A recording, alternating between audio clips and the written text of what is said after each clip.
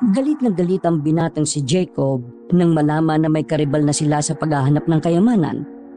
Nagsarado agad ang kamao nito na parabang anumang oras ay handa na itong manakit. Nakikiskisa ng mga bagang ito. Nandidisik ang mga mata at wala ni isa sa mga tauhan niya ang nagawang tumingin sa kanya. Sa takot, lahat ng yon ay nakayuko lamang.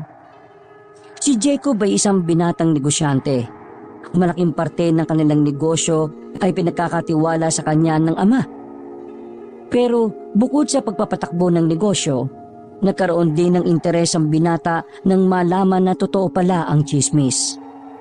Matagal na kasing kwento-kwento na isa ang latest sa pinuntahan ng mga Hapones noong panahon ng kaguluhan. Inilagay daw ng mga dayuhang ito ang limpak-limpak na kayamanan sa isang hindi na matukoy na bundok. Tinatawag ang kayamanan na yon bilang Yamashita Treasure.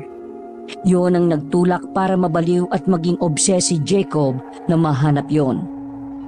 Sa katunayan, mag-isang taon niya nang pinapahanap yon sa kanilang mga tao. Hindi pwedeng meron tayong kakumpetensya sa paghahanap ng mga ginto na yan. Hindi dapat tayo magkaroon ng kahati. Ngumiti ang kapatid nitong si Ronald habang nasa sofa sila sa sala. Anong gusto mong gawin ko, kuya? Kailangan natin sila iligpit bago pa nila tayo mauna sa kayamanan na yan. Madali lang naman sa akin yung trabaho na yan eh. Mga halangang kaluluwa ng mga tao ko, remember? Ang iniisip ko lang, kuya, kaya mo bang isipin na yung tatay ng ex mo ipapapatay mo? Padabog na dinampot ni Jacob ang bote ng alak na nasa lamesa.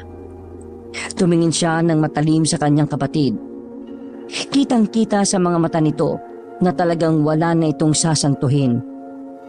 Wala na akong pakialam kahit na sino pa yung babanggain ko. Tandaan mo, Ronald, dahil sa ating dalawa, kaya nalagay sa alanganin ng ilang negosyo ni Papa. Kapag hindi natin nakuha ang mga ginto na yan sa lalo madaling panahon, hindi natin mapapalitan ng perang nawala sa mga kumpanya. Ngumiti ng nakakaloko si Ronald. Malakas talaga itong mang-asar, lalong-lalo na kapag nakikita nitong tensyonado si Jacob. Di sige, total wala ka namang pakialam sa mararamdaman ng ex mo kapag nawalan siya ng tatay. Sisimulan na namin bukas na bukas din yung operasyon. Operasyon Ibagsak ang Karibal ng Yamashita Treasure. Kahit sinong makikipag-agawan sa atin ng yaman, ibabagsak natin. Wala na tayong pipiliin. Wala akong patatawarin. Kahit kadugo ko pa. Kahit ikaw pa.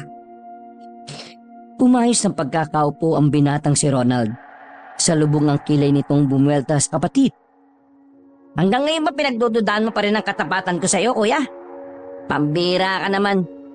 Lahat na nga ginagawa ko para lang pagkatiwalaan mo ako tapos kanyang ka. Huwag kang masyadong madrama.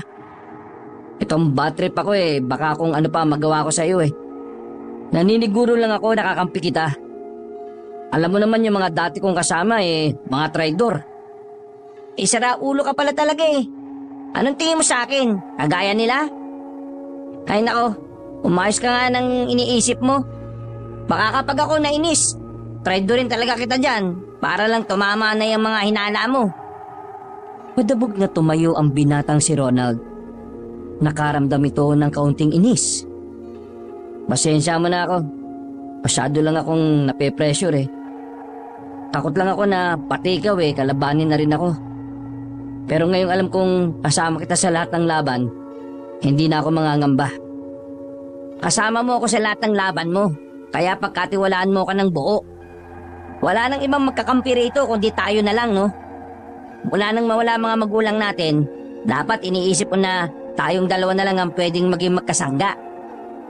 Tumutangon na lamang si Jacob, kahit na papaano kumalman na rin ang kalooban nito. Pero hindi pa rin nawawala sa kanyang utak ang ideya na mas kailangan na niyang magmadali. Dahil kung babagal-bagal siya, siguradong mauunahan sila ni Romulo, ang ama ng kanyang dating kasintahan na si Celeste. Matapos ang pag-uusap na yon, ay umakyat na muna ang binata sa itaas. Pumasok siya sa silid ng kanyang ama. Bumuntong hininga ito nang makita ang ama sa picture frame. Nakangiti ito ng malapad. Napangiti na lang din si Jacob dahil doon. Hindi na maiwasan pa ni Jacob na bagyang mapaluha. 5 buwan pa lang nang mawala ang kanyang ama, pero sobra-sobra na ang pagkamiss niya rito. Pa, pasensya na kung nalalagay sa alanganin ng mga negosyo natin. Nakagawa ko ng isang maling desisyon, pa. Sana huwag kang magalit. Pero huwag kang mag-alala. Gagawin ko ang makakaya ko para maitama ang lahat. Para bumalik sa dati ang mga negosyo natin. Niyakap pa ni Jacob sandali ang larawan na yon. Muli, naalala na niya ang nangyari sa kanyang ama. Nagsarado na naman ang kanyang kamao. Hindi niya pa rin matanggap na namatay ang matanda sa kamay ng isang magsasaka. Pa, hanggang ngayon hindi pa rin ako makapaniwala na wala ka na. Pero hindi ako titigil hanggat hindi ko nalalaman kung sino talaga ang tunay na pumaslang sa'yo. Hindi ako maniniwala na si Mang Hari ang pumatay. Mabuting tao si Hari, kaya hindi pwedeng siya. Si Mang Hari ang tinutukoy na suspect sa pagpatay sa matandang negosyante. Nakulong ang magsasakang yon, pero ganun pa man hindi magawang maging masaya ni Jacob. Batid niyang may hindi tama sa mga nangyayari. Lumipas ang ilang oras, muli silang nakita ng kapatid na si Ronald sa isang tulay. Hininto ni Jacob ang sasakyan niya sa likuran ng nakaparada ding sasakyan. Lumabas roon si Ronald at pumasok naman sa sasakyan niya. Anong balita? Buo na ba ang plano niyo? Nagiba ako ng plano, kuya. Hindi na muna natin itutumba si Romulo. Anong hindi tutumba? Seryoso ka ba sa sinasabi mo? Mag-a-assign ako ng mga tao para bantayan ang galaw ni Romulo. Para habang gumagalaw tayo ng sarili nating pag-aanap, nalalaman din natin kung ano nang nangyayari sa pag-aanap nila. Hindi natin alam. Baka may alam din tong si Romulo. Napangiti na lamang si Jacob at sandaling napailing. Bilib talaga siya sa kanyang nakababatang kapatid. Yung kasi ang nagiging utak niya pagdating sa mga ganong bagay. Hindi naman kasi nakakapagtaka dahil si Ronald ang dating kapitan ng security unit ng angkan nila. Bilib ka na naman ba? Sus! Oo na. Basta Ronald umayos ka. Hindi basta-basta si Romulo. Kailangan yung magdoble ingat. Hindi mo na kailangan ipaalala sa akin niya, kuya. Bumubulong naman palagi sa akin si Kamatayan eh. Alam mo kung anong sabi ni Kamatayan? Ngumisi si Jacob. Batid nitong kalokohan na naman ang sasabihin ng kanyang kapatid. O sige nga, ano? Ang sabi niya, ako lang daw ang mabuting damo na matagal mamatay. Sira ulo. Sige na nga, lumabas ka na. Tawagan mo na lang ulit ako kapag may update na kayo. Nagmamadaling lumabas ng sasakyan si Ronald. Lumipat agad siya sa kabilang sasakyan at saka nauna ng umandar. Nang makauwi si Jacob sa mansyon, ay nakita niyang nakaharang sa main door ang batang si Bimbo. Anak ito ng kanyang sekretary na si Maria. Dahil mabait naman si Jacob sa mga bata, kinausap niya na parang matagal na silang magkakilala. Hello! Ikaw ba yung anak ni Maria? Opo, ako nga po yun. Bakit po? Wala naman. Gusto ko lang itanong, ano ba yung binabasa mo? Nakaharang ka kasi sa daraanan ko eh. Umusog ng bahagya ang bata para magkaroon ng espasyo sa gitna. Pwede na po kayong dumaan. Lalagpasan na sana ni Jacob ang bata pero naging interesado ito sa librong hawak ni Bimbo. Mahilig din kasi ang binata sa mga librong may kinalaman sa katatakutan. Ano yung binabasa mo? Horror? Tungkol po sa aswang? Naniniwala po ba kayo sa aswang? Natawa si Jacob. Hindi niya inakala na ang 9 na taong batang yon ay may interes sa mga ganoong bagay. Para kay Jacob, naiiba ang anak ni Maria kumpara sa mga batang takot na takot sa mga kakaibang nilalang. Hindi ako naniniwala sa mga aswang eh, pero madalas din akong magbasa at manood ng tungkol dyan nung bata pa ako. Gusto niyo po bang malaman kung tungkol saan ang kwento na binabasa ko po? Sige. Tungkol saan nga ba yung binabasa mo? Tungkol po ito sa mga aswang nung panahon po ng gera. Ang sabi po dito, pinatay raw po ng mga apo ng mga aswang. Maawa na sana ako sa kanila, kaso po aswang sila eh. Ba't po kasi ang mga aswang, sabi ni Mama? Magsasalita pa sana si Jacob nang biglang dumating ang sekretarya niyang si Maria, na halos kasing edad lang din niya. Agad nitong kinuha ang bata at tumingin ng paumanhin sa binata. Sir, pasensya na po.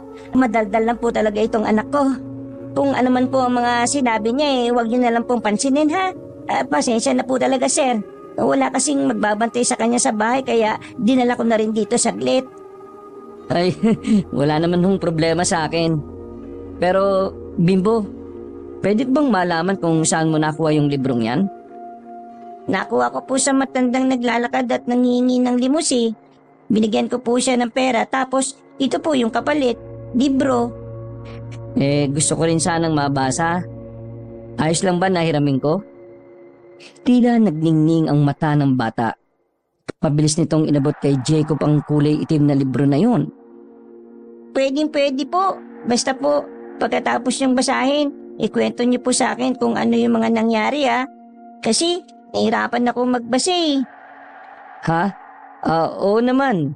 Sa bagay, mas maganda nga yung kinukwento sa'yo kaysa nagbabasa ka nga naman. Diyos ko naman talagang batang ito. Sir, iuwi ko na muna po itong bata. Sigurado kung may magbabantay na kay Bimbo sa bahay pasensya na po talaga ha. Tumango lang si Jacob. Humuwi-kaway pa ang batang si Bimbo bago ito tuluyang makalabas ng gate. Interesting tong libro na to Pangiti-ngiti pa si Jacob habang hawak ang librong yon. Hindi niya maintindihan kung bakit tila gusto niyang malaman kung anong kwento ang naroon at kung ano nga ba ang meron tungkol sa mga aswang. Pagpasok ni Jacob sa kanyang opisina, binuklat niya agad ang libro. Unang pahina pa lamang nakita na agad niya ang mga nakakatakot na imahe ng mga halimaw na mga nilalang. Naroon din ang iba't ibang uri ng mga aswang. Napapailing ang lalaki dahil una sa lahat, wala naman kasi talaga siyang paniniwala sa mga bagay na mahirap ipaliwanag. Pero sa puntong yon, hindi niya mapigilang hindi basahin ang libro. Kahit na alam niyang wala namang ugnayan yun sa problema niya, binigyan niya pa rin yun ng oras. Kalahating oras na ang nakalipas, nasa kalagitnaan na siya ng pagbabasa, pero wala man lang siyang makitang espesyal sa gitnang parte ng kwento. Parang tipikal lang na kwento na mababasa lang sa mga dyaryo. Nang bitiwan niya ang libro, saka naman biglang pumasok ang kanyang kapatid na si Romulo. Natataranta si Ronald nang isara nito ang pintuan. Nagtaka naman si Jacob kung ano ang problema nito. Ano ba nangyayari sa'yo? Akala ko ba nandun ka sa mga tao mo? Kuya, si Celeste, wala na. Kahit 1 taon na mula nang makipaghiwalay si Jacob sa babaeng si Celeste, hindi niya maiwasang hindi maapektuhan. Ha? Akala ko ba wala muna kayong gagalawin sa kanila? Ano na naman bang katangahan ng ginawa niyo? Hindi naman talaga dapat siya mamamatay, kuya. Ang bala ko lang kanina, dukutin siya at pigain kung meron siyang nalalaman. Sinundan namin siya hanggang sa makarating kami sa abandonadong warehouse Nang dudukutin na namin siya, naggulat kami dahil may dala siyang baril. Abay, pinagbababaril niya ba naman kami? Kaya wala kaming nagawa kundi gumanti ng putok. At dahil dyan, napatay niyo siya. Umiling-iling si Ronald. Hindi kuya, hindi kami ang pumatay sa kanya. Ha? Paano hindi? Kayo lang ang kabarilan niya, di ba? Sira ba ang ulo mo?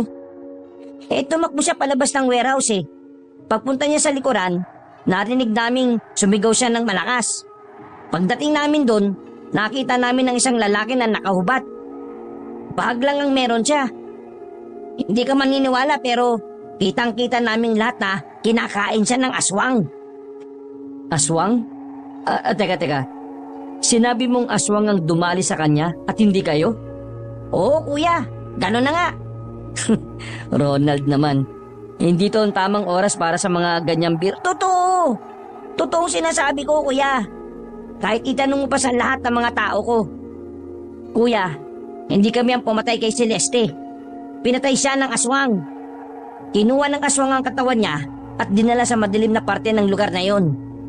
Totoo ang aswang, kuya. Maniwala ka. Naupo na lamang si Jacob sa kanyang upuan dahil sa pinagsasabi ng kanyang kapatid. Gulong-gulo siya kung maniniwala ba siya o hindi. Pero base sa mukha ni Ronald, kitang-kita ni Jacob na nagsasabi ngayon ng totoo. Ang hindi lang talaga niya maintindihan ay kung papaanong may aswang pa rin. Samantalang medyo moderno na ang kanilang probinsya. Mapuno at marami pa namang liblib na lugar. Pero pagdating sa pamumuhay, masasabi ni Jacob na malayong-malayo na yon sa unang panahon. Kung ayaw mo pa rin maniwala sa akin, ipapatawag ko yung mga tao ko na nakasama ko kanina. Hindi na. Ang gusto ko lang naman malaman ay kung wala bang nakakita na sumunod kayo sa kanya. Wala. Pag-isa lang si Celeste. Hindi ko nga rin alam kung bakit sa dami ng lugar bakit dun pa siya tumigil. Pakiramdam ko, meron siyang kikitain sa lugar na yun Ronald, sabihin mo nga sa akin, anong itsura nung sinasabi mong aswang? Sandaling nag-isip ang binatang si Ronald. Nanlalaki pa ang mga mata nito nang maalala ang eksaktong detalye ng anyo ng aswang. Mahaba yung kuko niya Tapos, yung mga pangil, lumalabas na sa bibig niya sa sobrang laki. Tapos, sabog-sabog ang buhok. Marami din buhok sa katawan niya. Wala siyang suot na kahit na ano Basta nang makita niya kaming naroon, bigla na lang niyang hinila yung katawan ni Celeste papunta sa madilim. Sige, susubukan kong maniwala sa sinasabi mo, Ronald. Kaya bukas din ng gabi ihanda mo ang mga tao mo. Pupunta tayo sa lugar na yon. Ano pa gagawin natin dun? Baka mamaya may makakita pa sa atin dun at baka tayo pa ang mapagbintangan na pumatay sa ex mo. Ikaw na nga nagsabi na abandonado na ang warehouse na yon, hindi ba? Walang makakakita sa atin dun. Kailangan natin malaman kung sino ang taong kikitain niya ron. Nakuha mo yung cellphone ni Celeste, di ba? Magagamit natin yan. Huminga ng malalim si Ronald. Kahit na sanay na itong merong tinutumbang tao, hindi pa rin ito makapaniwala na aswang ang pumatay sa dalaga. Samantala, nang makalabas na si Ronald ay dumako ulit ang atensyon ni Jacob sa libro. Kinuha niya yun at itinago na lang muna sa loob ng kanyang drawer. Nang muling sumagi sa isipan ni Jacob ang kanyang ex-girlfriend na si Celeste, hindi nito mapigilan na mapaiyak kahit kaunti. Hindi kasi naging maayos ang pagtatapos ng kanilang relasyon. Aminado siya na meron pa rin siyang nararamdaman para sa dalaga. Kaya naman, kinabigla niya ang balitang sinabi ng kapatid. Hindi niya matanggap na ganun-ganun na lang mawawala ang babaeng minsan niya nang minahal. Aswang? Pinaslang siya ng aswang? Nagsasabi nga kaya ng totoo si Ronald? Dahil sa labis na pag-iisip, hindi na nakatulog pa ang binata. Namalayan na lang niya na maliwanag na pala ang paligid. Umugto ang kanyang mga mata nang lumabas siya sa kanyang opisina. Pagdating niya ng sala, naroon na si Ronald na halatang hindi rin nakatulog. Lumapit ito sa kanya at agad na sinabi ang bagong impormasyon na nakalap. Kuya, mukhang may alam na rin si Romulo tungkol sa Yamashita Treasure. Kaninang madaling araw ilang mga tao niya ang may dalang mga panghukay ang namataan namin. Eto, tingnan mo. Nandyan pa yung ibang larawan na nagpapatunay na gumagawa na sila ng hakbang. Tiningnan ni Jacob ang mga larawan. Kasama pa sa mga nakita niya ay ang matandang si Romulo. Hindi lang yan, kuya. Meron na rin silang nakausap na mining company para tumulong sa kanilang paghukay. Alagay ko, alam na nila kung nasaan ang ginto Sige, gumawa ka ng paraan para magkaroon tayo ng spy sa taong maghukay sa kanila. Kailangan natin mabantayan kung anong makukuha nila. Ihanda mo rin ang mga tao mo Sakaling sila makakuha ng Yamashita Treasure, wala tayong choice. Kailangan natin silang iligpit. Baka sa mukha ni Jacob na talagang wala na makakapigil sa lahat ng plano nito. Kitang-kita sa mata ang nag-aalab na determinasyon. Maaga pa lang ay umalis na si Ronald. Pagdating ng tanghali, nakatanggap ng text message si Jacob mula sa kapatid. Napangisin na lang si Jacob nang malaman na meron na silang tao sa lugar kung saan maghuhukay sila Romulo. Maghapon nagbantay ang kanilang tao, pero inabot na lang ng kinagabihan, wala pa rin nahuhukay na ginto. Habang nasa loob ng opisina, parang siraulong natatawa na lamang si Jacob. Magaan ang kanyang kalooban dahil hindi nagtagumpay ang kakumpetensya sa ginto.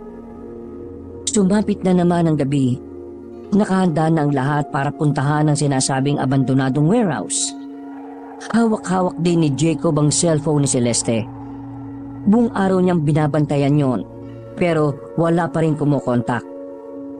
Matapos ang halos 15 minutong biyahe, nakarating na rin sila sa isang liblib na lugar. Pumarada sila sa tapat ng isang abandonado at madilim na warehouse. Bawat isa sa kanila ay may mga dalang baril. Maraan silang naglakad habang sinusuyod ang paligid. Siguruhin nyo na tayo lang ang nandito Kapag may nakita kayong iba, barilin nyo agad. Kahit pa aswang pa yan. Dala ang malalaking flashlight, inilawan nila ang loob ng warehouse. Mga kinakalawang at nabubulok na sasakyan lang ang nakita nila roon. Habang nag-iinspeksyon ang mga tao nila sa loob, dinala naman ni Ronald ang kanyang kuya sa likuran ng warehouse. Tinungo nila ang mismong lokasyon kung saan nilapa ang babae. Dito. Yan. Yan mismo.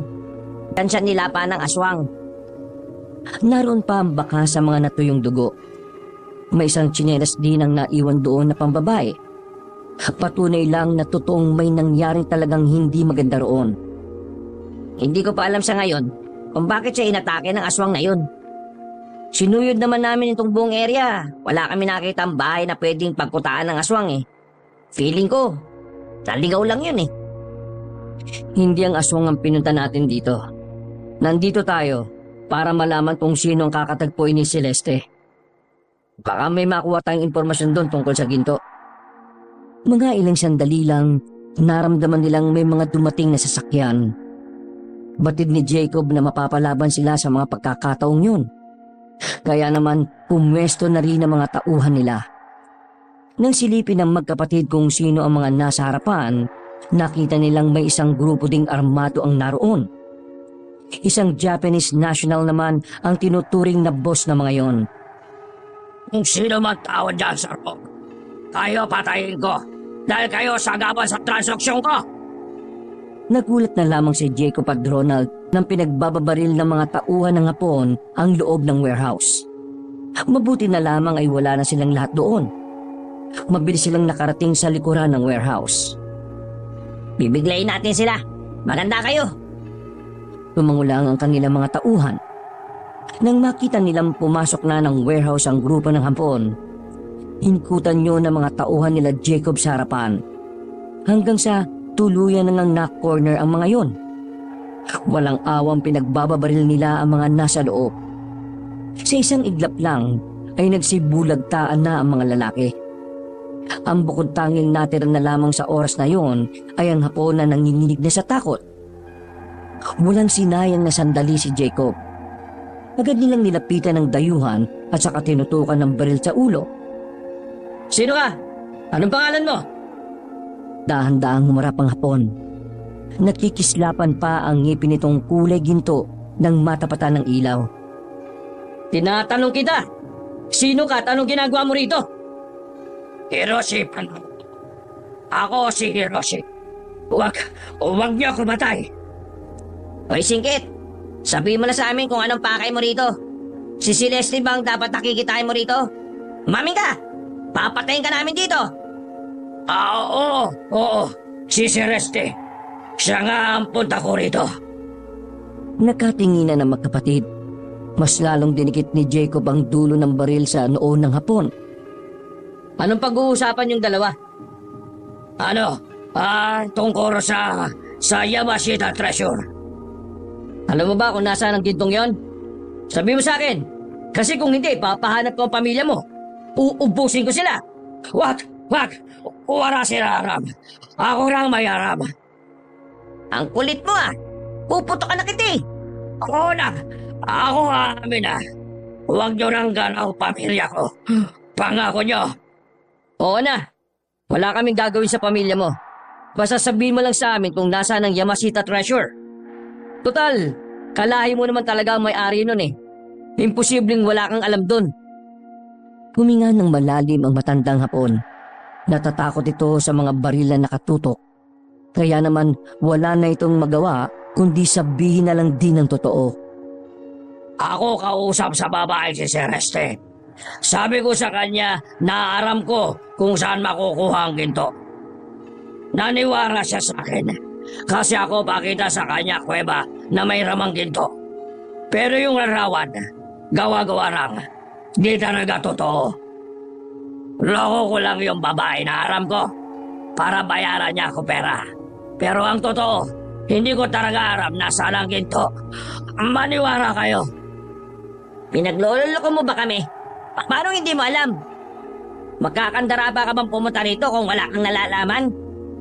Hindi mo ko intindi. Ang gusto ko sabihin, ako panggap mayaman at maimpluwensya na tao.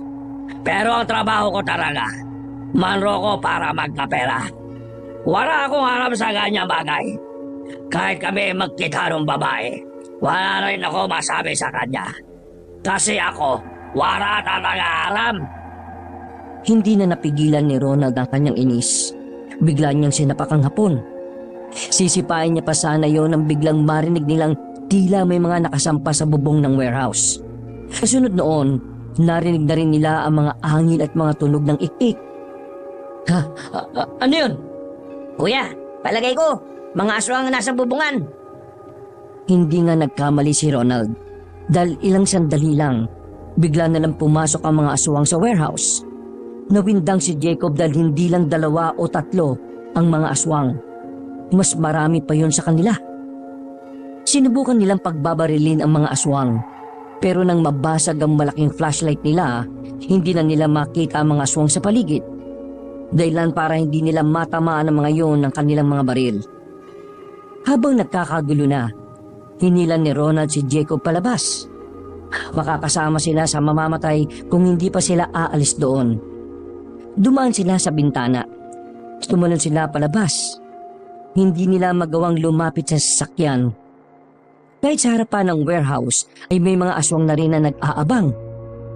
Gulong-gulo ang utak ni Jacob kung bakit ang daming aswang sa warehouse. Parang alam na alam din ng mga yon na may mga taong magpupunta sa lugar sa oras na yon. Habang nakikipagpatayan ng mga tao nila sa loob, nakatago lang ang 2 sa isang nicho at may nakalitaw na lapida. Hindi maintindihan ni Jacob kung papaanong nagkaroon ng nicho doon. Basta ang mahalaga lamang sa kanila noon ay makaligtas sila sa mga aswang. Sinabi ko naman sa iyo, di ba? Totoo sila. Totoo mga aswang. Tingin mo, itong lugar na ito talaga ang kampo nila? Hindi ko alam. Ang alam ko lang, sana hindi na tayo tumuloy dito. Pamak patuloy ang mga tao ko eh. Napapailing na lamang din si Jacob ng mga sandaling yon. Hindi niya rin kasi inaasahan na biglang may mga ganoong nilalang na darating. Nang makakuha ng pagkakataon at masigurong umalis na ang mga aswang, tumakbo ang magkapatid palapit sa sasakyan. Hindi na nila sinili pa ang loob ng warehouse dahil alam naman nilang wala nang natitirang buhay doon. Natulala na lamang si Jacob na makauwi na sila sa mansyon. Sa loob ng opisina, hindi naman maiwasan ni Ronald na sisihin ang kanyang kuya. Siguro, kaya mo pinilit na magpunta tayo doon kasi iniisip mo, makikipagkita si Celeste sa lalaking pinagpalit sa'yo, no? Tanga ka ba? Inisip ko na baka may makuha tayong impormasyon kapag nalaman natin kung sino yung katransaksyon ni Celeste. Anong pinagsasasabi mo dyan? Ang sabihin mo, hindi ka pa rin makamove on sa kanya. Hanggang ngayon eh, Manahimik ka na nga! Ayaw ka nang nagbabangkit ang pangalan niya rito Ang mabuti pa, ibigay mo ang cellphone ni Celeste. Dun sa IT natin. Para malaman natin kung ano pa yung nakatago sa cellphone na yan. eh anong gagawin ko ngayon sa mga tao ko? Eh ubos na sila lahat eh. Para ka naman bata. Huwag kang mag-alala. Maglalaan ako ng pondo para magkaroon ka ulit ng maraming tauhan. Para matigil na yung kakamaktol mo. Eh anong gagawin natin sa mga aswang? Wala naman tayong business sa mga aswang na yan eh. Ang intindi natin, yung ginagawa nila Romulo. Hindi pwedeng mauna sila sa Yamashita Treasure. Hindi pwede! Ilang araw ang nakalipas mula nang malaman ni Jacob na totoo ang mga aswang. Naisipan niyang basahin muli ang libro na hiniram niya kay Bimbo. Naisip niya na baka makatulong ang librong yon para magkaroon ng kaalaman tungkol sa mga aswang. Sa mga nagdaang araw kasi, ay tuluyan ng gumulo sa isipan ng binata ang tungkol sa mga aswang. Dahilan para magkaroon na siya ng interes sa mga nilalang na iyon. Ganun pa man, hindi pa rin naman niya hinayaan ng ginto na hinahanap nila. Hanggang sa mga puntong yon, umaasa pa rin siya na mahahanap nila ang Yamashita Treasure. Samantala, nagsalubong ang kilay ni Jacob nang may mabasa siya sa libro na parang pamilyar sa kanya. Sandali niyang binitiwan ang libro at napaisip. Ha? Puntod ng aswang? Nang basahin niya ulit ang kasunod na pahina, sinasabi sa kwentong yon na ang puntod daw ng aswang ay siyang lagusan patungo sa kinaroroonan ng Yamashita Treasure. Nung una ay wala namang pakialam si Jacob sa detaling yun. Pero nang mabasa niya ang lugar kung saan ang puntod, dito na siya kinabahan. Dahil ang lugar na sinasabi roon ay totoong lugar na napuntahan na rin niya. Ang Mandayon. Lugar kung saan nakatirik ang warehouse na napuntahan nila Jacob at Ronald. Teka, sandali. Kwento-kwento lang ba ito? O baka totoo mga nakalagay rito ah? May nakita kaming puntod di kalayuan sa warehouse. At nasa Mandayon yun. Ibig ba nitong sabihin? Sumilay ang kakaibang ngiti ni Jacob. Hindi niya rin alam kung bakit pero parang nagkaroon na siya ng pag-asang mahanap ang mga ginto. Binasa niya pa ang libro hanggang sa tuluyan na niya yung matapos. Karamihan sa mga detalyeng binanggit sa kwento ay tumutugma sa lugar ng Mandayon. At ang nakakagulat pa sa kanyang nalaman, hindi totoong pagmamay-ari ng Hapon ang maraming ginto na yon. Dahil ang nakasulat sa libro, yun ay pagmamay-ari ng mga sinaunang aswang. Ang gintong yun ay kasamang nakalibing ng kauna-unahang hari ng mga aswang. Tama, ito na nga yun. Hindi na nagdalawang isip pa si Jacob na ipaalam ang mga nalaman niya sa libro. Pinabasa niya rin yun kay Ronald. Bagamat malakas ang kutob ni Jacob na nasa Mandayon nga ang mga kayamanan na matagal nang hinahanap, hindi pa rin kumbinsido si Ronald. Ayos ka lang ba, kuya? Naniniwala ka sa kwentong ito? Libro lang ito eh. Hindi to totoo. Alam ba kung anong ibig sabihin ng fiction? Ang fiction ay gawa-gawa lang. Ibig sabihin, Wala namang mawawala sa atin kung susubukan natin maghanap doon. walang mawawala. Nawala nga yung mga tauhan ko eh. Kahit wala pa tayong hinahanap doon. Ngayon pa kayang may hahanapin na tayo? Kuya, nakakalimutan mo na ba? Ang daming aswang doon. Exactly my point. Kaya ang daming aswang doon kasi meron silang binabantayan doon. At yun ay ang puntod na nakita natin. Sinasabi kasi dito sa libro na ang puntod na yun ay ang puntod ng kanilang sinaunang hari. At kasama ng haring nakalibing din ang mga kayamanan. Kaya kapag nakuha natin yun, Ronald, edi tapos ang problema natin. Paano ka nga nakakasiguro na nandun nga ang kayamanan? Ang hirap kasing paniwalaan ng librong yan eh. Gawa-gawa lang ng author yan. Ay nako, kung ayaw mong sumama, hindi na kita pipilitin. Ihanda mo na lang ang mga tao mo para sa akin. Ay nako, una. Kasama na ako. Kakayanin ko ba namang mag-isa kang pumunta doon? Ang daming aswang nga doon. Inakbayan ni Jacob ang kanyang kapatid. Yan ang gusto ko sa iyo eh. May tiwala ka sa akin eh. Okay, sige. Sabihin mo na sa akin kung anong plano mo. Ganito, mamayang umaga, puntahan na natin. Mas maganda ng maliwanag nang sa ganun eh, hindi makalapit sa atin ang mga aswang na yan. Ang sabi kasi sa libro, mas mahina sila kapag umaga. Kapag wala tayong napala dito, kuya, sinasabi ko sa'yo, ayaw ko na. Susukuhan ko na yung kayamanan na yan. O paano kung meron? Parang mga tangang nagngitian ng magkapatid. Noong mga oras na yon ay mataas ang kumpiyansa ni Jacob na yun na ang tamang pagkakataon para mahanap nila ang mga ginto. Mabilis na lumipas ang mga oras.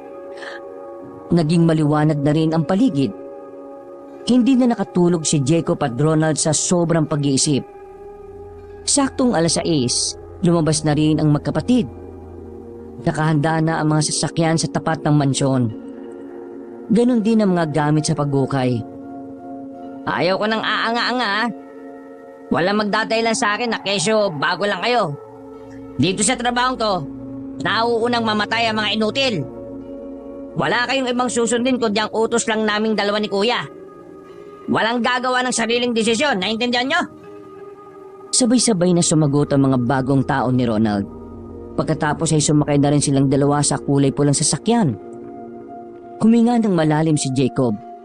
Kinakabahan siya. Dinadalangin na lang niya na sana totoo nga ang sinasabi sa libro. Hindi nagtagal, narating na rin nila ang mandayon na lugar. Madali nilang nahanap ang abandonadong warehouse dahil malayo pa lang natatanaw na nila agad yon. Huminto sila sa harapan ng warehouse. Mula sa labas, nalanghap nila ang umaalingasaw na amoy. Palagay ni Jacob, nanggagaling ang mga amoy na yon sa mga nabubulok o tira-tirang katawan ng mga tauhan nila. Tara na! Nagmamadaling maglakad si Jacob patungo sa kinaroroonan ng puntod. Pagdating nila doon, agad yung nilapitan ng binata. Katulad na katulad ang anyo ng puntod sa sinasabing anyo nito sa libro. Yung iba, mag-ukay na sa mismong puntod na ito. Yung iba naman, magbantay sa area. Kapag may nakita kayo kahina-hinala, barilin nyo kaagad ha. Agad na kumilos sa mga tauhan nila. Sinimulan na rin ang paghukay. 1 oras lang ang nakalipas, natanggal na rin nila ang lapida. Natuklasan nila na hindi naman talaga totoong puntod ang naroon. Isa lang yung bato sa ilalim. Kaya naman pala walang mga pangalan niyang lapida na yan eh. Kasi peking puntod lang naman pala to. Ano kuya? Tutuloy pa ba natin? Hanggat wala tayong nakikitang daan sa ilalim, hindi tayo titigil. O ano bang tinatanga-tanga nyo? Maghukay na ulit kayo! Umiiling-iling na lamang si Ronald. Kahit na nag-aalangan na ito sa ginagawa nila, ay sumunod na lang din siya sa gusto ng kanyang kuya. Inisip na lang niya na magsaasawa rin si Jacob. Inabot na sila ng tanghali, lagpas tao na rin ang kanilang nahukay. Tumagal sila dahil sa dami ng bato na nakabara sa ilalim. Pero mga ilang sandali lang, tuluyan na nilang natuklasan ang lagusan sa ilalim. Teka kuya, may pinto. May pinto na silang nakita. Sige, buksan niyo yung pintong yan. Bilisan niyo! Nabuhayan ng dugo si Ronald. Kaba at pananabik naman ang nararamdaman ni Jacob sa mga sandaling yun. Nang tuluyan na nilang nabuksan ang pinto, naunang pumasok doon si Jacob at Ronald. Dala-dala nila ang mahahabang baril. Habang nasa likod naman nila ang kanilang mga tauhan. Tunnel ito. Parang dito dumadaan yung mga Hapon nung panahon ng gera. Pero kailangan nating tandaan na hindi pagmamay-ari ng mga Hapon ng ginto Pagmamay-ari yun ng mga aswang. Malakas ang kutob ko na hindi magiging madali para makuha yung gintong yun. Palagay ko, yung mga aswang na nakita natin dito nung gabing yun, sila ang mga nagbabantay sa kayamanan eh. Kung ganon, kailangan natin magdoble ingat. Nanahimik na rin sila habang tinatahak ang tunnel na yon. Mabuti na lang ay marami silang dalang flashlight kaya nakikita nila ang kanilang dinaraanan. Maya-maya pa, napatigil sila nang may madaanan na kalansay ng tao. Natukoy nilang mga Hapon yun base sa mga suot ng mga kalansay. Mukhang hindi tugma yung isang detalye sa libro, kuya. Di ba ang sabi doon, mga Hapon ang pumaslang sa mga aswang? Parang mga aswang ang pumaslang sa mga Hapon eh. Ay nako, wala na akong pakialam kung sino sa kanilang nanalo noon. Ang mahalaga na lang sa akin ay ang gintong nandito. Kailangan natin yung mahanap. Pinagpatuloy nila ang kanilang paglalakad. Hanggang sa hindi nagtagal, nakarating na rin sila sa isang malawak na espasyo. Sa gitna nun, merong isang lihitimong puntod. Agad nila yung nilapitan. Hindi nila maintindihan ang mga letrang nakaukit sa lapida.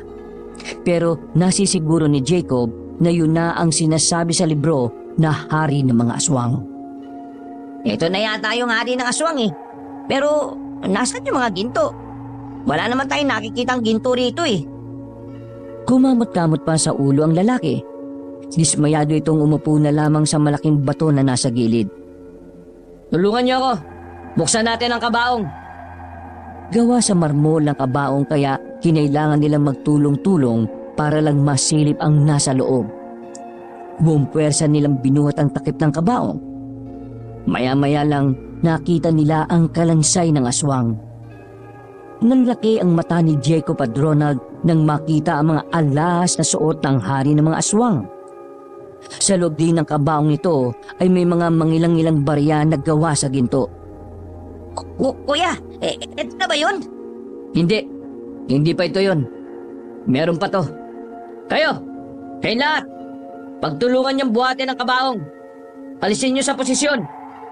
Malakas ang pakiramdam ko na nasa ilalim nito ang mas marami pang ginto. Ganadong kumilos sa mga tauhan nila. Kahit hirap na hirap dahil sadyang mabigat talaga ang kabaong, buong lakas nilang binuhat yon paalis doon. Nang maialis na nila yon doon, bumungad naman sa kanila ang pintuan na nakahiga. Winasak nila ang kandadong nakalagay doon. Pagbukas ni Jacob ng pintuan, bumungad sa kanila ang tila isang basement. Hinagis ni Jacob ang flashlight sa ilalim. Hindi siya makapaniwala sa mga nakikita niya. Sandamakmak na gold bars ang naroon. Meron ding ibang bagay na yari sa ginto. Sa halip na Buddha ang makita nila, ribulto ng aswang ang naroon. Ribulto na gawa din sa purong ginto. Habang ang sa noon naman ng ribulto ay may nakabaon na diamante. Halos mabaliw-baliw si Jacob at Ronald nang makita nila yon. Oh, ano pang hinihintay nyo? Bumaba kayo rito at ilagay na sa malalaking bag ang mga ginto na yan. Walang sinayang na sandali ang mga tauhan nila. Pinaglalagay nila sa bag ang mga gold bars. Pinagtulungan din nilang iakyat ang ribulto. Ha, kuya, tapos na ang problema natin. May babalik na natin ang perang nawala sa kumpanya. Sobrang yaman na natin ito. Nakyakapan pa ang magkapatid sa sobra nilang tuwa.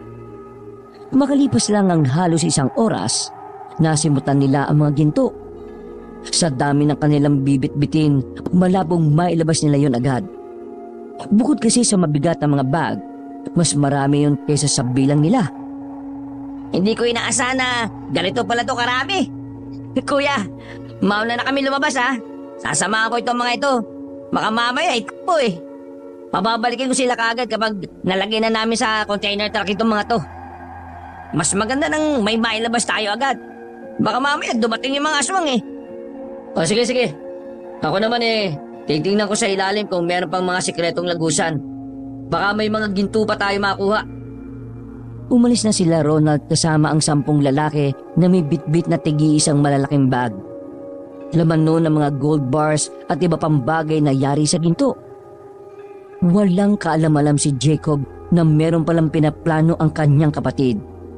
At wala rin namang kaalam-alam si Ronald na may iba rin binabalak si Jacob. Nagmamadaling bumaba ulit si Jacob sa basement. Binalikan niya roon ang nakita niyang sulok kung saan may mga diamante siyang nakita.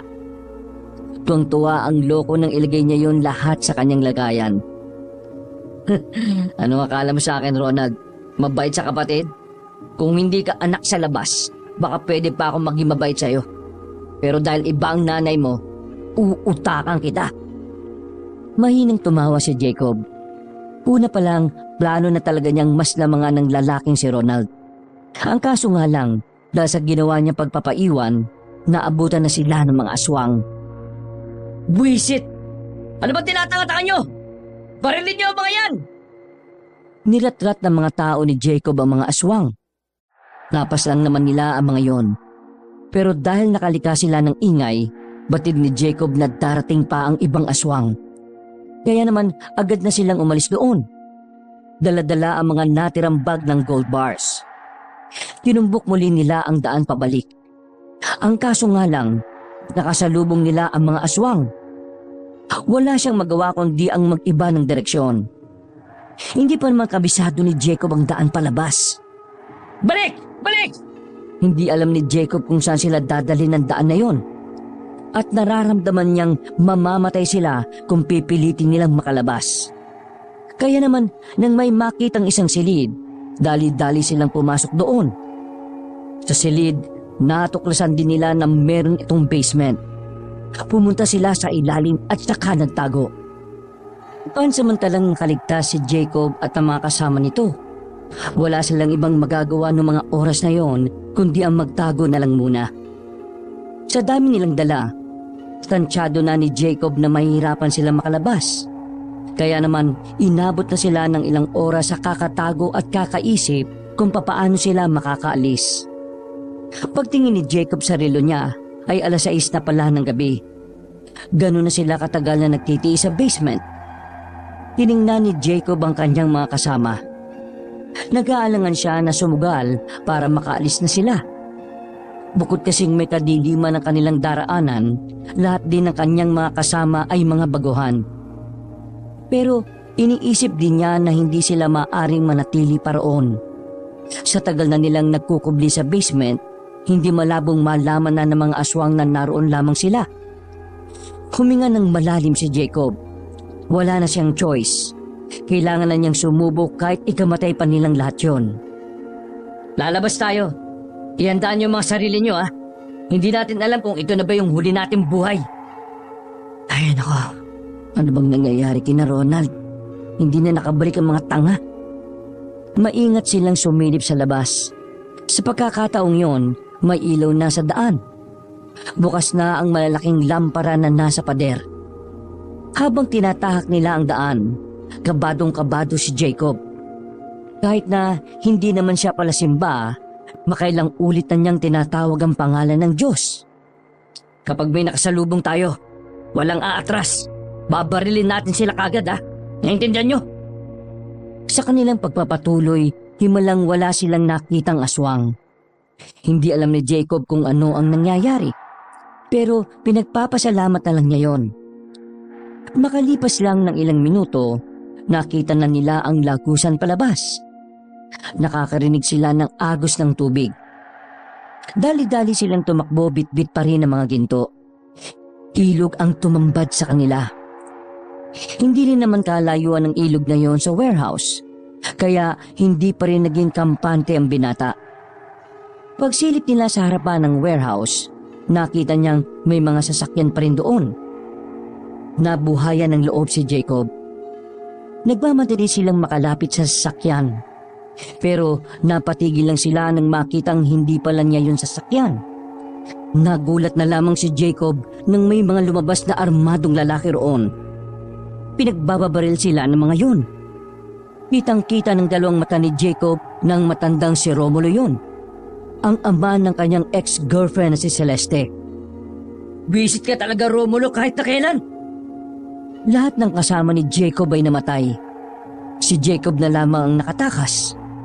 Sobrang nangihinayang ang binata dahil ang gintong pinaghirapan nilang ilabas ay naagaw lang sa kanya ng iba. Sa tulong ng napadaang tricycle, nakauwi si Jacob ng mansyon. Ang tanging nabitbit niya lamang ay ang mga diamante na nakuha niya. Kaso, nagtataka siya dahil wala si Ronald sa mansyon. Makailang beses niya yung tinawagan, pero hindi na yun makontak pa. Napalingon ang binata sa main door nang dumating ang kanyang sekretarya na si Maria.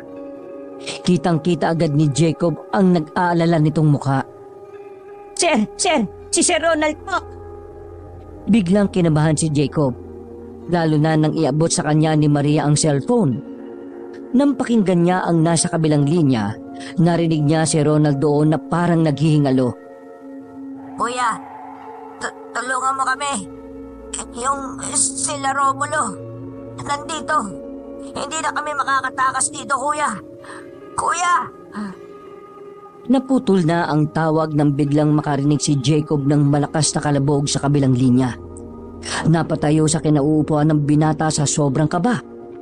Nanginginig ang kanyang kamay nang maisip na ang kanyang kapatid na tinodas na ng kanilang kalaban. Hindi! Hindi pwede! Maria, tumawag ka ng mga polis! May ibibigay akong address sa iyo at ituro mo yun sa mga polis. Hindi pwede mawala si Ronald! Hindi pwede! Agad na umalis ang babaeng si Maria, habang si Jacob naman ay galit na pinagbababasag ang mga gamitan naroon. Nung mga oras na yon, sinumpa niyang gagantihan niya si Romulo. Kinaumagahan, hintay si Jacob sa update ni Maria. Pero maging ang kanyang sekretarya ay hindi na rin niya makontak. Parang mabubuang na si Jacob sa kakaisip kung ano ang kanyang gagawin. Hindi siya pwedeng kumilos lang. Alam niya ang kakayahan ni Romulo, kaya kailangan niya munang makausap si Maria. Pero kahit isang mensahe mula sa babae ay wala siyang natatanggap. Kaagad na pinagwawasak na naman ni Jacob ang mga makikita niyang gamit sa kanyang opisina. Gustong-gusto niyang pagbayarin si Romulo sa ginawa niya. Pero wala siyang magawa sa mga sandaling yun. Papatayin kita, Romulo! Papatayin kita! Pagsapit ng tanghali, dumating na sa mansyon ng kakilala ni Jacob na may kaalaman sa mga diamante. Ipapasuri niya kasi ang diamante kung gaano kalaking halaga ang katumbas ng mga yon. Ibinuhos ni Jacob ang mga diamante sa kanyang lamesa. Sinuri naman agad yun ng matandang babae na si Pilita. Sa sobrang tagal na sinusuri na matanda ang mga diamante, nakaramdam na ng pagkainip si Jacob. Kailangan na kasi niya ng pera. Nang sa ganun ay makakuha ulit siya ng maraming tao. Ang tagal naman yan, Pilita. Pasasabi mo ba sa akin ngayon kung gaano kamahal ang halaga ng mga diamante na yan? Huminga ng malalim ang matandang babae bago nagsalita. Jacob, hindi naman mga diamante ang mga ito. Isa lang itong pangkaraniwang bubog na hinugis na diamante. Ha? Ano pinagsasabi mo? Diamante yan! Kasama yan ang mga gintong kinuha ko sa... Basta! Diamante yan! Ulitin mo! Baka mali ka lang! Kilala mo ko, Jacob. Never akong nagkamali. Kung gusto mo, papatunayan natin kung tunay na diamante ito o hindi. Naglabas ng malitang martilyo ang babaeng matanda. Pagpukpok nito sa isang diamante, nabasag lang yun. Dahilan para tuluyang bumuho ang mundo ni Jacob. Sinayang mo ang oras ko. Akala ko pa naman ay big shot na ito. Hindi pa pala. O Beno, mauna na ako. Natulala na lamang si Jacob. Mas lalo siyang napraning ng mga oras na yon. Hindi na niya alam ang gagawin. Kailangan niyang isalba ang mga kumpanya nila, pero wala siyang mapagkukunan ng pera. Ang mga ginto namang nakuha na sana nila ay naagaw pa sa kanila ni Romulo. Marahas na kinuha ni Jacob ang alak na nasa gilid ng kanyang opisina. Nilaklat niya yon dahil parang hindi na niya kakayanin ng utak niya ang mga nangyayari. Lalo na't ang kaisa-isa niyang kakampi ay nawala na rin sa kanya. Maagang nakatulog si Jacob ng mga sandaling yon. Hindi na niya alam kung ano ang nangyayari sa mga nakalipas na oras. Basta nang tumingin siya sa orasan paggising niya, ay napabangon siya sa sofa nang malamang 8:00 na ng gabi. Sobrang tagal na niyang nasa loob ng kanyang opisina. Visit! Ininom ko nga pala itong isang bote. Napailing si Jacob, pero nagtataka siya kung bakit sobrang tahimik. Wala siyang naririnig na kahit na ano. Kaya naman, kinuha niya sa loob ng drawer ang 45 baril. Masama ang kanyang kutob. Magiging paranoid siya na baka pinuntahan na siya ni Romulo. Pero iba ang kanyang nakita. Patay ang ilaw sa sala nang dumating siya roon.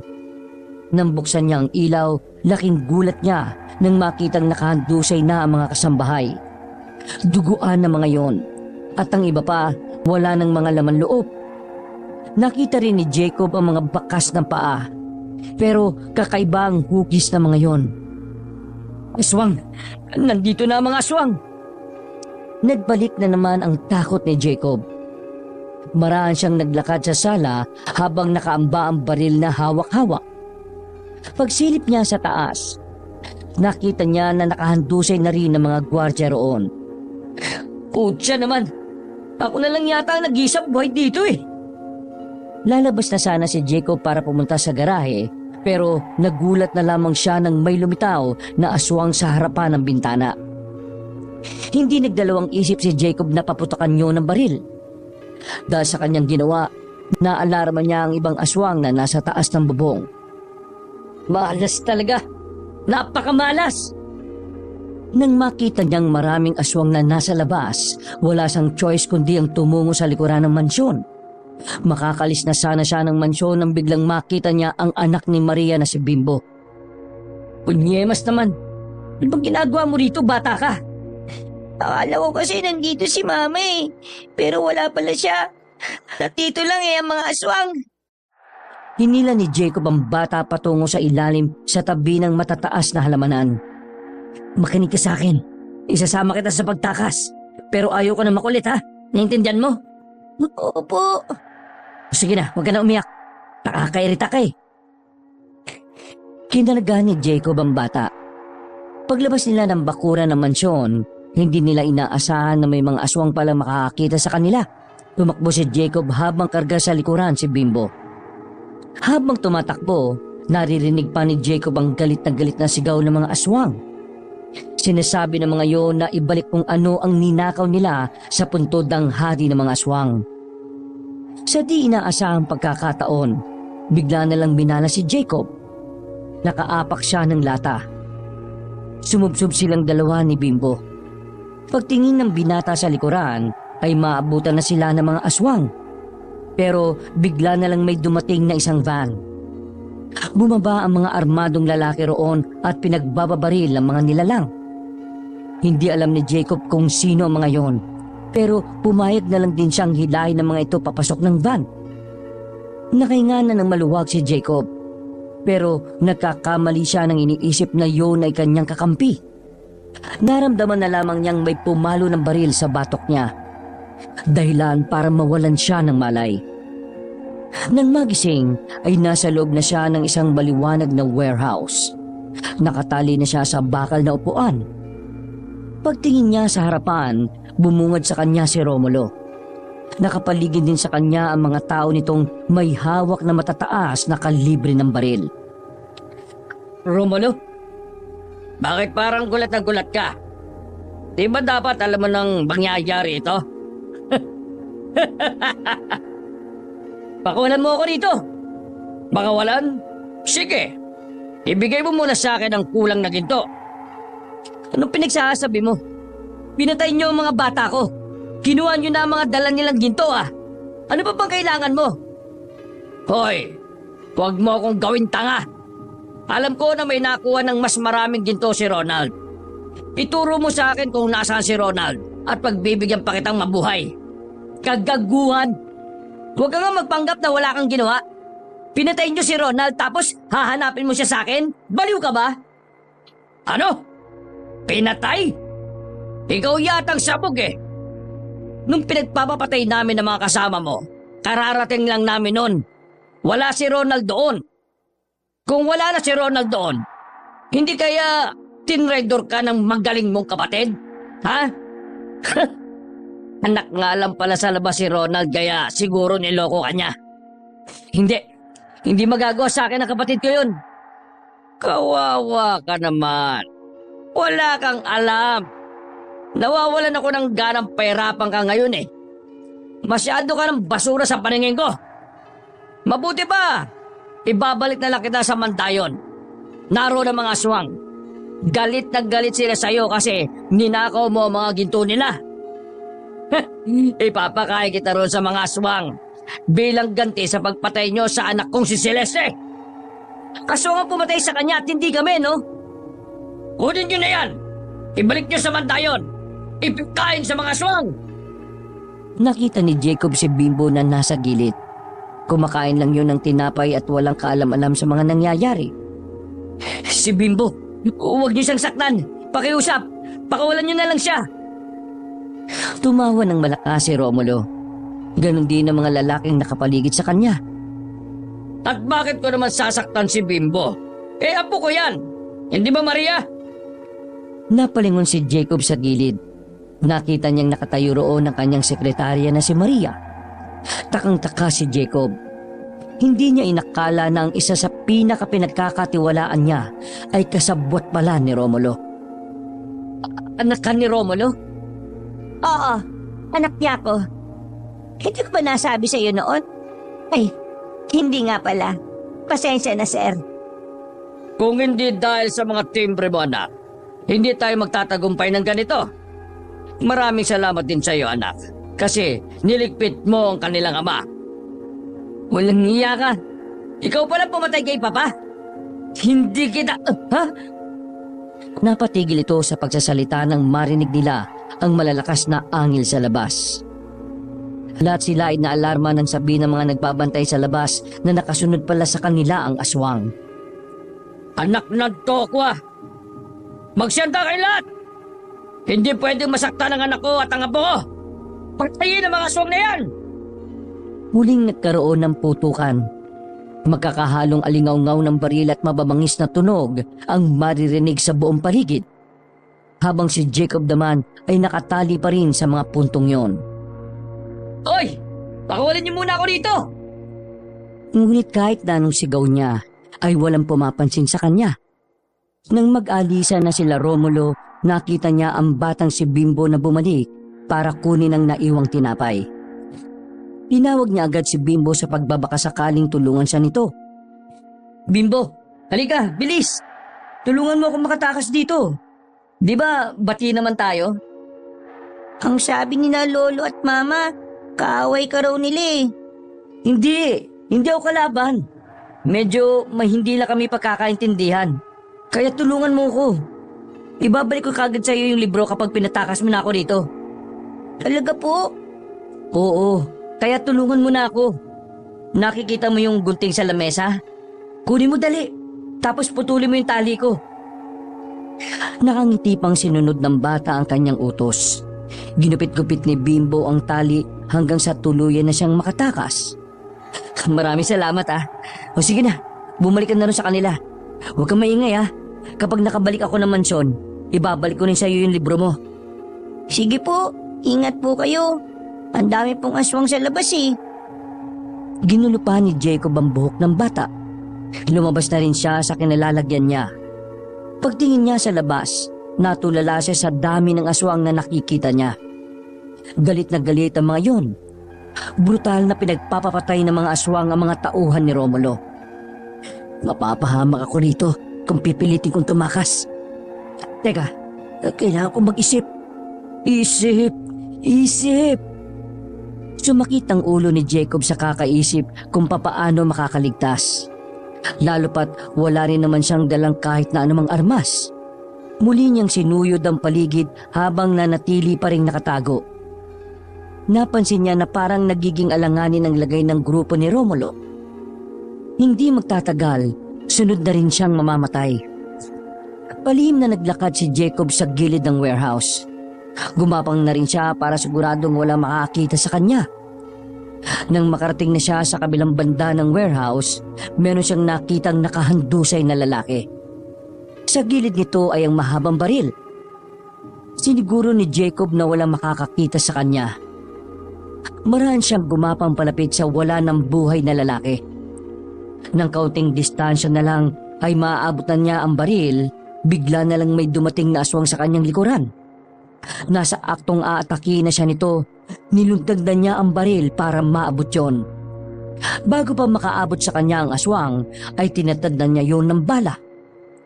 Mangisay-ngisay ang aswang nang tamaan niya yon sa katawan. Habol hininga naman si Jacob habang nakatihaya pa rin. Wisit, akala ko mamamatay na ako dun Nagmamadaling tumayo si Jacob. Pagkakataon na niya yon para makatakas. Kaya naman hindi na siya nagsayang ng pagkakataon. Paalis na sana siya nung makita niya ang ilang tauhan ni Romulo. Sa likuran ng warehouse, sinakay ng mga yun sa van ng malalaking bag. Hinahalan niya ang bag na yon kaya nasisiguro niyang ginto ang laman ng mga yon. Matapang siyang lumapit doon. Pinagbababaril niya ang mga naroon. Nang tamaan niya yun ay tangkang papasok na siya sa van para paandarin. Pero biglang nagdatingan ng mga aswang. Dali-dali siyang nagtago sa ilalim ng van. Kumakabog ang dibdib niya sa kaba. Kung tutuusin, pwede niya namang harangin ang mga yon dahil meron na siyang baril. Pero mabubulilyaso ang balak niya kapag ginawa niya yon. Naramdaman ni Jacob na kinuha ng mga aswang ang mga bag. Ang kaso nga lang, dumating naman si Romulo. Bumulagta agad ang mga aswang ng rat-rating yun. Tara, tumangas na tayo! Papa, nawawala si Bimbo. Hindi tayo pwedeng umalis nang wala ang anak ko. Winsit! Papahamak pa tayo kung hahanapin natin ang batang yan. Hindi mo ba nakita? Hirap na ang mga tao natin sa harapan. Hindi ka ba naaawa sa apo mo? Napakabata pa niya, Papa. Eh bala ka sa buhay mo kung ayaw mo sumama. Sige, hanapin mo ang anak mo. Aalis na ako. Dala ang maraming ginto. Pinandar na ni Romulo ang sasakyan. Samantala, agad namang tumayo si Jacob at saka tinutukan ng baril si Maria. Walang iya ka. Tinraitor mo ako. Akala ko pa naman kakampi kita. Pero nagtatrabaho ko lang pala sa akin para maging spy. Tatanggapin ko kung papatayin mo ako. Pero pakiusap, iligtas mo si Bimbo. Hindi magtatagal ay makakapasok na ang mga aswang sa warehouse na ito. Baka madamay ang anak ko. Wala akong pakialam sa anak mo. Ang gusto ko lang mangyari, makuha ang ginto na kinuha ng papa mo. Sabi mo nga sa akin, saan pupunta si... Ha? Nagulat na lamang si Jacob nang makitang may sumulpot na aswang mula sa bubungan. Marahas nitong kinalmot si Maria sa ulo. Sumirit ang dugo ng babae. Hindi pa nakontento ang aswang. Kinagat pa nito ang babae sa leeg at tinapyas ang balat. Niratrat ni Jacob ang aswang na yon. Tinamaan naman yon sa ulo kaya agad din itong bumagsak sa lapag. Samantala, naghihingalo naman si Maria habang nakatingin sa kanya. Sir, Reus, si Bimbo. Hindi na naituloy ng babae ang sasabihin nito nang tuluyan niya itong malagutan ng hininga. Napalingon naman si Jacob sa loob ng warehouse nang makitang nakapasok na ang mga aswang. Kailangan ko na talagang umalis dito. Tumakbo na palayo si Jacob. Pero nung mga puntong yon, nakakalat na rin ang mga aswang sa paligid. Habang tumataka si Jacob, kinakalaban niya rin ang mga aswang na kanyang makakasalubong. Meron na rin siyang sugat sa kalimang balikat nang madaplisan siya habang tumatakbo. Tumigil muna siya sa gilid. Sandali siyang nagpahinga. Nang i-check niya ang natitirang bala ng baril, alam na niya na hindi na rin yun magtatagal. Makalipas ang halos ilang minuto, naisipan na rin niyang lumabas. Pero hindi pa man siya nakakalayo, nakita niyang tumatakbo palapit ang batang si Romulo. Kuya, tulungan mo ako. Yung aswang po. Hinahabol si Bimbo ng aswang na may pakpak. Hindi nagdalawang isip si Jacob na barilin yon.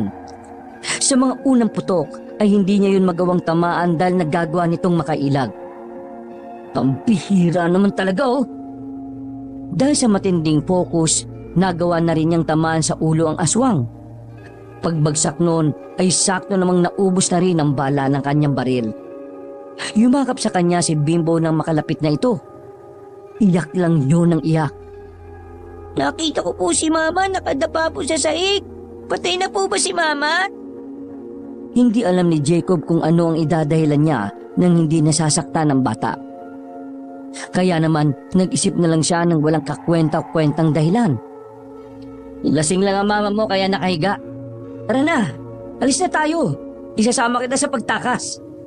Sira ulo lolo mo iniwang ka. Binitiwan ni Jacob ang baril. Kahit na mahapdi na ang kanyang balikat, kinarga niya pa rin sa likod si Bimbo. Sa mga oras na yun, para kay Jacob, ay isa na lamang himala kung makakaligtas pa sila sa mga aswang. Nagkalat na kasi ang mga yon sa buong area. At alam din ni Jacob na anumang oras, meron din silang makakasalubong na aswang. Kuya, mamamatay na po ba tayo? Bata-bata mo pa, nag-iisip ka na kagad ng ganyan. kapag namatay po tayo, sana makita tayo sa langit ha. Para mabalik mo na sa akin ang... Lintik na yan. Ito na nga ba sinasabi ko eh. Napatigas si Jacob sa pagtakbo nang may isang tiktik ang humarang sa kanilang daraanan. Dahil sa pose ng ilaw, kitang-kita niyang dalawa ang naglalaway-laway na aswang. Duguan ang bibig nito. Indikasyon lamang na may mga napas lang na ito. Ramdam ni Jacob ang panginginig ng bata sa kanyang likod. Maingay siya at hindi rin maiwasang hindi matakot. Wala na siyang dalang kahit na ano. Kaya naman, pinilit lamang niyang labanan ng mga aswang gamit lang ang kanyang kamao. Bimbo, tumakbo ka na! Hindi po kita pwedeng iwan eh. Wala kang gagawin dito, sige na! Manunod po ko. Ay buang ka, tumakbo ka na! Dali! Hindi na nakapaganda si Jacob nang bigla nang lumundag sa kanya ang aswang. Umaibabaw yun sa kanya. Natuluan pa siya ng laway sa muka. Habang pilit na nilalapitan ng aswang ang muka nito para kagatin siya sa leeg, buong lakas namang sinapak ni Jacob ang aswang sa muka. Mahilo-hilo yun kaya nakabangon ang binata. Ang kaso nga lang, sa ginawa niyang yon ay lalo lang bumangis ang aswang. Manabibot! Tatakbo na sana ang bata palis pero bigla namang may dumating pang isang aswang. Agad na dinakma ni Jacob ang bata. Yumakap naman yon sa hita niya habang takot na takot. Wala na ito. Ito na ang last time natin sa mundo. Pambira naman oh. Tanggap na sana ni Jacob ang kapalaran nilang dalawa nang biglang may isang sasakyan na bumungad sa dalawang aswang. Parang mga papel lang yon na tumilapon. Pagbukas ng pinto, nakita niya sa loob ang kapatid na si Ronald. Nagmamadaling tumakbo si Jacob habang bitbit ang bata. Nang nasulob na sila ng sasakyan, ay pinaharurot yun ni Ronald. Hindi nila nagawang ubusin ng mga aswang. Ang mahalaga na lamang kay Jacob noon ay makaligtas. Nang makalayo-layo na sila, dito na kinuha ni Jacob ang kanyang kapatid. Hindi kasi siya makapaniwala na buhay pa si Ronald. Umamin ka nga, sinolo mo ba yung ginto? Sira ulo ka ba? Anong tingin mo sa akin, traidor? Kung hindi mo ako tinraidor, bakit mo pinalabas sa patay ka na? Tsaka, bakit hindi ka makontak? Napailing na lamang si Ronald habang nagmamaneho. Batid nitong maaring masira ang tiwala sa kanya ni Jacob. Pero tingin niya mas magiging maayos ang lahat kung magiging tapat siya sa kanyang kuya. Oo na. Aminin ko na. Naisip ko na suluhin ng ginto. Kaya iniwan kita. Sa katunayan, palis na sana ako ng probinsya natin eh. Pero kanina naisip ko, kahit na anak lang ako sa labas, tinuring mo akong parang tunay na kapatid. Kaya nakonsensya ako. Pakiramdam ko ang sama-sama ako eh. Kaya kahit na alam kong mawawala ang tiwala mo sa akin, kapag inamin ko ito, binalikan kita. Napagtanto ko na walang silbi ang mga gintong yun kung wala na akong pamilya eh. Kaya patawarin mo ako kuya kung nasilaw ako sa yaman. Munti ka nang mapayak si Jacob sa mga narinig niya. Tinapik niya sa balikat si Ronald at inamin na rin niya ang tangka niyang panlalamang. Kinangka ko rin naman lamang ke. Akala ko tunay na diamante ang mga nakuha ko. Kaso hindi ko sinabi sa iyo yon para suluhin ang mga diamante. Pero hindi pala yun diamante. Nung sinabi mong papatayin ka nila Romulo, maniwala ka sa akin. Sinumpa ko talaga sila. Gustong gusto ko silang patayin lahat. O total, pinatawad na natin ng isa't isa, edi okay na tayo. Pero ang ginto, nasa iyo ba? Pag mag-alala, nasa ligtas na lugar na yon. Binawasan ko lang yon para sahuran ng mga tao. Pero kuya, ano palang gagawin natin sa batang yan? Napalingon sila sa likuran. Maimbing na natutulog si Bimbo sa basket. Wala siyang kasalanan sa kasamaan ng mga kadugo niya. Kaya kung sasama siya sa atin ay tatanggapin natin siya. Kung ayos lang sa'yo. Ayos lang naman sa akin. Pero wag ako mag-alaga dyan ha. Wala akong tiyaga sa bata. Napangisin na lamang si Jacob ng mga sandaling yon. Nakahiga na rin siya ng... nakahingan na rin siya na maluwag. Dahil sa wakas, nakaligtas na rin siya sa panganib na dala ng mga aswang. Hindi nila natalo ang mga nilalang na yon at wala rin naman silang balak pa. Tinakasan na lang nila ang mga aswang, dala ang mga ginto. Makalipas ang ilang araw, patungo si Jacob at Ronald sa lugar ng Mandayon. Malalim na ang gabi noon, pero hindi sila natatakot. Kung meron mang takot sa oras na yon, yun ay si Romulo. Pakawalan niyo ako, mga pisit kayo! Saan niyo ako dadalhin? Biyag nila si Romulo ng mga oras na yon habang nasa biyahe sila. Ang gabing yon ang magsisilbing parusa para sa matanda. Wala kang pakialam sa apo at anak mo. Mas mahalaga pa sa iyo ang kayamanan. Kaya dapat lang, mawala ka na sa mundong ito. Marami kang pinaslang na kamag-anak mo. Para lang pagnakawan ng pera. Sapat ng dahilan yun para ihatid ka namin sa impyerno. Wala kayong pakialam. Family problem yon, no? May pakialam ako dahil kawawa ang batang naiwan mo. Dahil sa'yo, kaya mamamatay ang nanay niya. Ngayon, makipagkita ka ulit sa kanila. Sinong kanila? Ngumisi si Jacob. Mga ilang sandali lang ay tumigil na rin ang sasakyan sa harapan mismo ng abandonadong warehouse. Tinulak nila palabas si Romulo at saka pinagsarduhan ng pinto. Kahit magmakaawa yun sa kanila, ay hindi na rin ito pinakinggan pa. Bago nilisan ng lugar na yon, nakita na nila na naglabasa ng mga aswang sa warehouse at narinig na lamang nila ang huling sigaw ni Romulo. Hindi nagsisisi si Jacob sa ginawa nila. Batid nilang hindi yun mangyayari kung iaasa nilang lahat sa batas. Dahil sa mundo nilang ginagalawan, mas maimpluwensya si Romulo sa mga taong nasa gobyerno. Yun ang dahilan kung bakit nilagay nila ang batas sa kanilang kamay. Sa kabilang banda, batid ni Jacob na darating din ang araw na kailangan niyang pagbayaran ng mga illegal na ginawa niya. At pinangako niya na kapag dumating yon, tatanggapin niya yon ng maluwag sa kanyang puso. Wakas!